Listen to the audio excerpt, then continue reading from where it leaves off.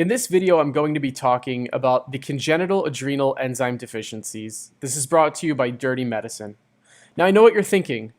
Oh, Dirty, no, not the adrenal enzymes. Relax, we are not going to need to refer to this diagram. I'm putting this here because this is probably what jumped into your brain, right? As soon as I said adrenal enzymes, you probably thought, oh my God, I need to finally memorize that stupid enzyme flowchart that you see on this slide that I always skip through in all of my review textbooks and in all of my question banks. Well, that's the truth, guys. You absolutely don't need to know this. And unless you're going to be an endocrinologist or a very, very, very nerdy, maybe even PhD level internal medicine doctor, there's really no point in memorizing this. So throw it out of your brain, take that piece of paper that has this on it, crumble it up, throw it in the toilet, and flush that puppy because you don't need to know this.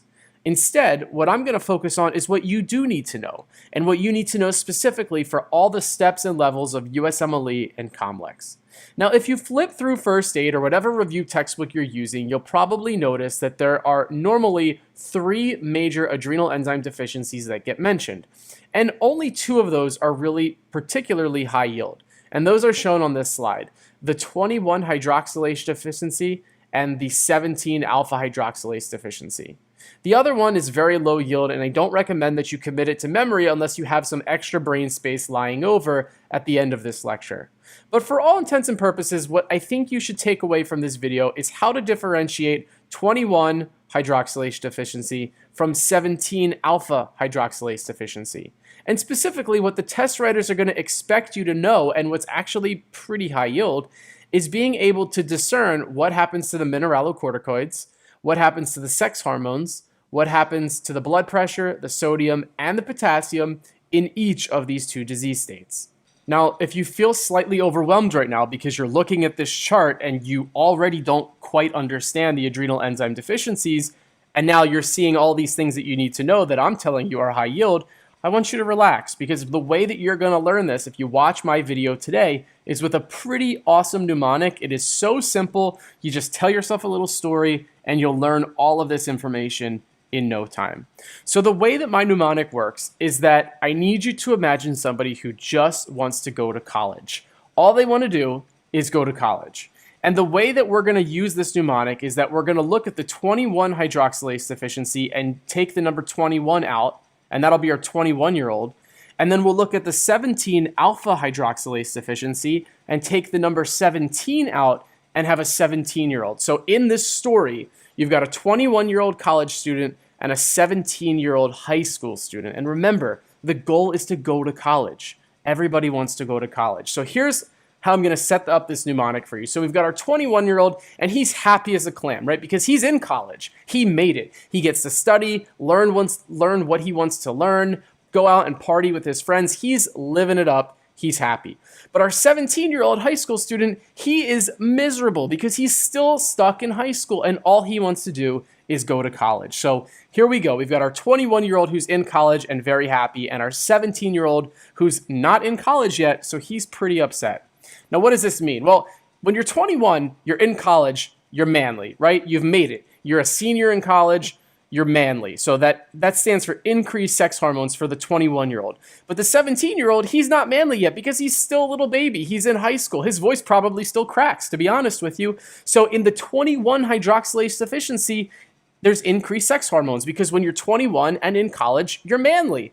But in the 17 hydroxylase deficiency, the 17 alpha hydroxylase deficiency, there's decreased sex hormones because you're still in high school. You're not manly yet. So 21 in college, manly, increased sex hormones. 17 still in high school, not manly yet, decreased sex hormones. Now, let's move on. So we've talked about sex hormones, and now let's talk about mineralocorticoids. So because the 21-year-old is really happy, he's not salty. And because the 17-year-old is really upset, he is salty. So, we say that you're really salty if you're really angry and upset and pissy. So the 21 hydroxylase deficiency is not salty, which is to say that there's decreased mineralocorticoids because the mineralocorticoid is aldosterone, and that is responsible for salt. So in the 21 hydroxylase deficiency, we've got a 21-year-old student really happy and therefore not salty. So there's decreased mineralocorticoids. But in the 17 alpha hydroxylase deficiency, The student who's still in high school and so upset that he's not in college yet, he's really salty. So there's increased levels of mineralocorticoids. Now, if you have a little bit of background knowledge about what a mineralocorticoid is, right? We're talking about aldosterone. You should know what aldosterone does in the body. Aldosterone increases sodium, increases blood pressure, and decreases potassium. So in our 21 hydroxylase deficiency, where there's decreased mineralocorticoids, also known as decreased aldosterone, that means that there's decreased sodium and therefore decreased blood pressure and increased potassium. So in our 21-year-old college student who's not salty and therefore does not have aldosterone or has decreased aldosterone, there's decreased sodium, increased potassium, and decreased blood pressure. But in the 17 alpha hydroxylase deficiency, it's the 17-year-old very salty high school student, right? He's salty. He just wants to go to college. So that means there's increased levels of mineralocorticoids, which is increased aldosterone. And what happens when aldosterone is up? Well, sodium is up, and therefore blood pressure is up, and potassium is down. So just by taking the numbers out of the two deficiencies, right, 21 out of 21 hydroxylase, and 17 out of 17 alpha hydroxylase, and creating this stupid mnemonic, this stupid story that I made up years ago. The 21-year-old is happy because he's in college, but the 17-year-old's pissed off because he's still in high school and just wants to go to college. By doing that, by extracting those numbers, you can learn everything you need to know to differentiate the two adrenal enzyme deficiencies.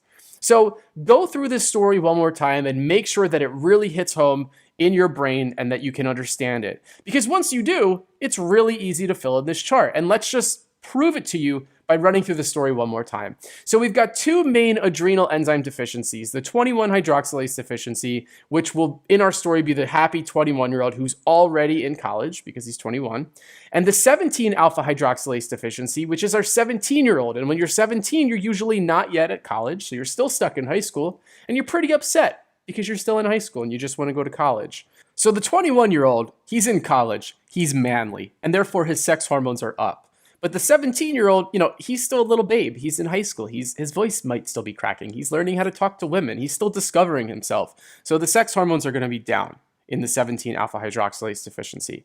Now, because our 21-year-old is really happy, he's not salty. So he has decreased levels of salt. So mineralocorticoids are down, which means aldosterone is down. And if aldosterone is down, that means that sodium and therefore blood pressure are both down, but potassium is up. But in the 17-year-old, he's so salty because he just wants to go to college. He's like, why the hell am I still in high school? And because he's salty, his salt or his mineralocorticoids or his aldosterone are up. And if aldosterone is up, then sodium and by extension blood pressure are both up, but potassium is down. So that's it, guys. If you use the dirty medicine stupid mnemonic and just look at the numbers, 21 versus 17, you can figure out everything that you need to know based on the fact that the 21-year-old is happy because he's in college and the 17-year-old is a salty little high schooler. That's all. I know that it's stupid. I know that I went through it fast. But if you know this story, you're not going to get the questions wrong that want you to differentiate between these two. Good luck.